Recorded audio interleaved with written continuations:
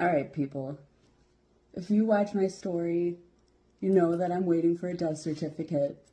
And so I wanted to explain why I wanted a death certificate and death certificates in general, I guess. So I'm going to give you two examples. Here's the first one, my near perfect death certificate. This one's for my dad's uncle. His name is Reverend Aleskius Boleslaus Pichadwa, Reverend Father. He died in Milwaukee. He was not a veteran. He was a white male. He was single. His birthday was November 26th. He died at 46. His father was Frank Pichadwa, born in Poland, and his mother was Mary Daniel. So, it also says here that he's a Catholic priest. That's why a lot of people want death certificates, is because it has your father's name, where he's from, your mom's name and maiden name, where she's from. Lots of distinguishing features, like if you're white, single, your birthday. This one is informed by Reverend Paul Chubai. Paul Chubai lived until the 80s, but he was my great uncle's best friend. They lived streets away.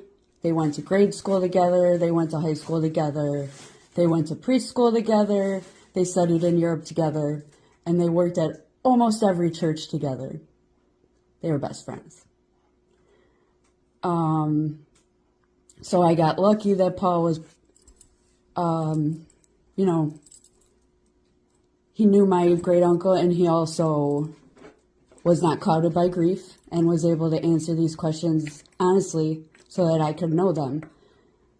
The thing about this death certificate is I knew all this before, besides who Paul Chubai was. I knew all this information. That's not why I wanted Aleskius's death certificate. I wanted it for this. Sorry, my cat is making so much noise. She's a kitten. I wanted to know how Aleskius died. He died after a 7-year battle with MS, but I'm gonna be honest, he probably had it his whole life. And another thing on this says that Paul Chubai had took care of him for the past, couple months here. From May until his death in November. So yeah, this is Aleskius's death certificate. It also says at the bottom that he's born in Buffalo, and it has the address to the cemetery he's at, but again, I already knew that information. I only wanted it to know how he died. But as you can see, it's a treasure trove of information. So, now we have the death certificate for Barbara Daniel. Barbara Daniel is Reverend Father Aleskius's grandma. She's been in the country 60 years when she died. She is a white female. She's widowed. Her husband's name was Michael Daniel. She was born in December. She was 78 when she died. She was a homemaker.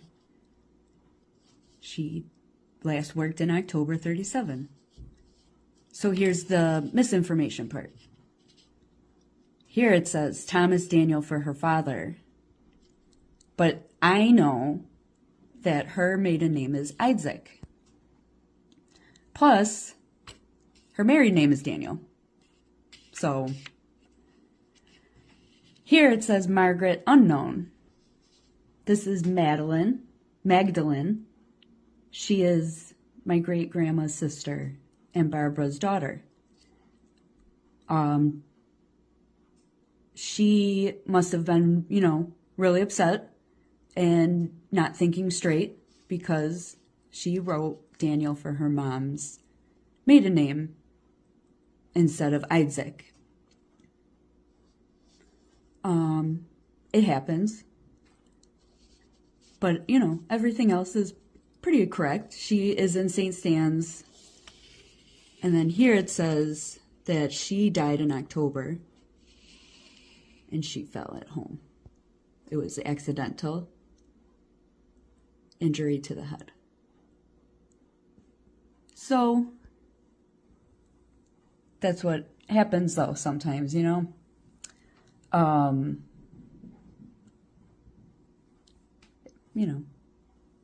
it's just, Daniel's not her dad's name.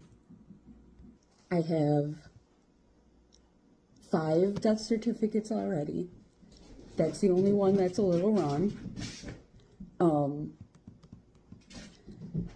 They're all pretty correct. They were filled out by one was filled out by my grandpa Stanley.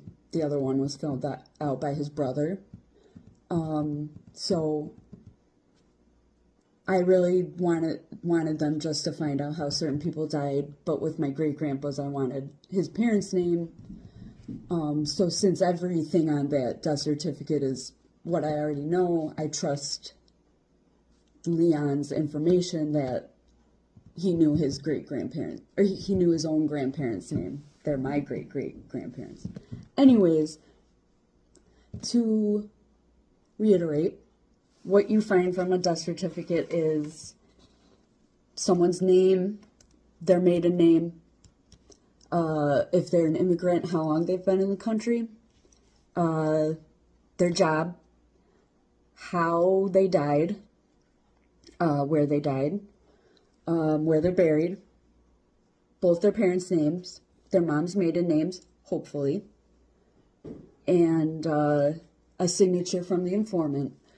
So you know who they are, if they're related or not, and if you can trust that information. The other thing I didn't mention is how much they cost. So I've bought in 6 so far. 5 of them were $20 each. You get a money order for that money, you fill it out, you mail a request. Usually they just want to know how you're related and why you want the information. And then they send it to you. It takes about a week, sometimes. It could take up to a year, they say. The one I have requested only cost $10 because it was for a small town in New York State. It wasn't for the city of Buffalo. And yeah, that's about it. Hopefully soon I have an unboxing video for the one I'm waiting for. But that's why you want a death certificate. It could be for all those things, and it could be for one of those things. Usually in my case, it's one of those things. So 6 is coming, hopefully, but it won't be the last. Yeah.